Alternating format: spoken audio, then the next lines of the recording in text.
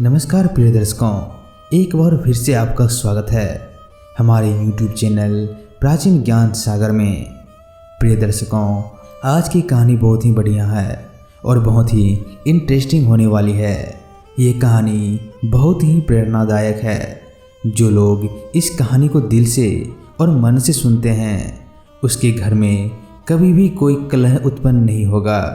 उसके घर में हमेशा सुख और शांति बनी रहेगी। माँ लक्ष्मी का सदैव आगमन रहेगा। प्रिय दर्शकों, यह तो आपने बखूबी सुना होगा कि जिस घर में रोज लड़ाई झगड़े होते हैं, रोज कलह उत्पन्न होते हैं, उस घर में बरकत नहीं होती, माँ लक्ष्मी का आगमन नहीं होता। जिसके घर में सुख शांति होती है, उस घर में सुख समृद्धि की प्राप्ति होती है और माँ लक्ष्मी का निवास सदैव बना रहता है। ये कहानी हमारे जीवन में हमें यह प्रेरणा देगी कि हमें घर में लड़ाई झगड़े क्यों नहीं करने चाहिए। जिस घर में लड़ाई झगड़े होते हैं तो उनको किस तरीके से रोका जाए, इस कहानी पर ज़रूर अमल करें और इस कहानी को पूरा सुने। यह कहानी आपको आपके जीवन में ढेरों सारी प्रेरणा देगी। यह कहानी शुरू करने से पहले जो लोग हमसे नहीं जुड़े हैं वो हमारे चैनल को सब्सक्राइब करें और बेल आइकन को ऑन करना मत भूलिएगा, जिससे वीडियो का नोटिफिकेशन सबसे पहले आपको मिले। प्रिय दर्शकों, हमारे इस चैनल में हम रोज़ नई कहानी नई जानकारी लेकर हाजिर होते हैं। तो शुरू करते हैं आज का ये प्यारा सा वीडियो। प्रिय दर्शकों, एक जंगल में एक मोर और एक मोरनी रहा करते थे। मोर मोरनी दोनों बड़ी हंसी खुशी रहते थे। एक दिन मोरनी मोर से कहती है कि पिया जी, हमें यहाँ से चलना चाहिए और यहाँ से चलने के बाद जहाँ हमारी समाज के पक्षी रहते हैं, जहाँ काफ़ी सारी मोर मोरनी रहते हैं, हमें वहाँ चलना चाहिए। मोर मोरनी से कहता है कि प्रिय, वहाँ चलेंगे तो लड़ाई झगड़े होंगे, इससे अच्छा तो हम सुकून से दोनों यहाँ रहते हैं। लेकिन मोरनी जिद करती है। प्रिय दर्शकों, मोरनी की जिद करने पर दोनों उड़ के एक नगर में आ जाते हैं। उस नगर का राजा पशु पक्षियों की भाषा को अच्छी तरह से समझता था। उस राजा ने कौ शास्त्र की पढ़ाई की थी। कौ शास्त्र का मतलब होता है कि पशु पक्षियों की हर आवाज़ को समझ सके। राजा सभी पशु पक्षियों जीव जंतुओं की आवाज़ को समझता था कि वह क्या कह रहा है। दोनों मोर और मोरनी उस नगर में आ जाते हैं। एक दिन की बात है, राजा अपनी रानी से कहता है कि रानी, मुझे बहुत ज़ोर से भूख लगी है और मुझे भोजन खिला दीजिए। प्रिय दर्शकों, राजा की रानी 36वां प्रकार के भोजन बना के थाली में सजा के एक हाथ में पानी का लोटा, दूसरे हाथ में भोजन की थाली लेके राजा के समक्ष आती है और राजा को भोजन परोसती है। जैसे ही राजा के समक्ष थाली रखी जाती है तो एक चावल का टुकड़ा जमीन पे गिर जाता है। प्रिय दर्शकों, वहीं पे कुछ चींटियां घूम रही थी। एक चींटी उस चावल के टुकड़े को धीरे धीरे लेकर के जाने लगती है। राजा इस घटना को देख रहा था। उस चींटी के पास में तुरंत दूसरा बड़ा चींटा आ जाता है और वो चींटा उस चींटी से कहता है कि प्रिय, यह चावल का टुकड़ा मुझे दे दीजिए और तुम राजा की थाली से दूसरा चावल का टुकड़ा लेके आओ। प्रिय दर्शकों, इस बात को वह राजा समझ जाता है, क्योंकि राजा पशु पक्षियों और जीव जंतुओं की भाषा समझता था और वो इस बात को समझ जाता है कि चींटा चींटी से इस बात को कह रहा है। चींटी चींटा से मना करती है, कहती है नहीं, राजा को पता चल जाएगा तो मुझे मार देगा। लेकिन चींटा फिर भी कहता है कि राजा को कोई पता नहीं चलेगा। नहीं, राजा हमारी भाषा को समझता है। चींटी फिर जाने की कोशिश करती है, लेकिन आधे रास्ते से वह वापस लौट जाती है और चींटा से कहती है कि नहीं, मैं नहीं जाऊंगी।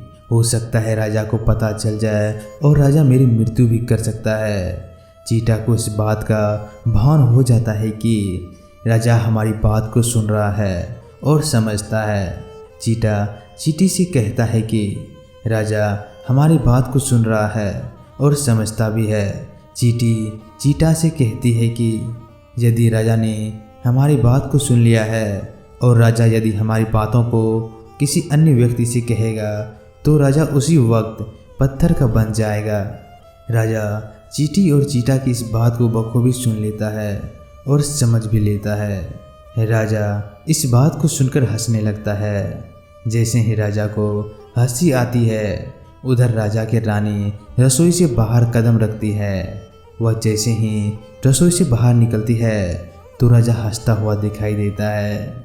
रानी राजा को हंसता हुआ देखकर सोचने लगती है कि शायद मुझसे कोई गलती हुई है, इसलिए राजा हंस रहे हैं।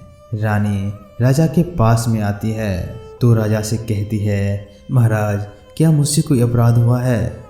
क्या मुझसे कोई गलती हुई है जो आप इतने ज़ोर ज़ोर से हंस रहे हैं? राजा कहता है, नहीं ऐसी कोई बात नहीं है, बस ये तो यूं ही हंसी आ गई। प्रिय दर्शकों, रानी जिद करती है और कहती है, नहीं मुझे आपको बताना ही पड़ेगा कि आप किस बात पे हंस रहे हैं। राजा बार बार मना करता है क्योंकि राजा को पता था कि चींटी ने यह कहा है कि यदि मैं चींटी वाली बात किसी को बताऊंगा तो मैं पत्थर का बन जाऊंगा। इसलिए राजा रानी को यह बात नहीं बताना चाहता था, लेकिन रानी बार बार जिद करती है और कहती है, आपको मुझे बताना ही पड़ेगा। आप मुझे सच्चा प्रेम करते हैं ना, आप अपनी रानी मुझे समझते हैं ना, तो आपको बताना ही पड़ेगा। अब राजा बड़ा धर्म संकट में पड़ जाता है। यदि राजा रानी को यह बात बताता है तो राजा पत्थर का बन जाएगा।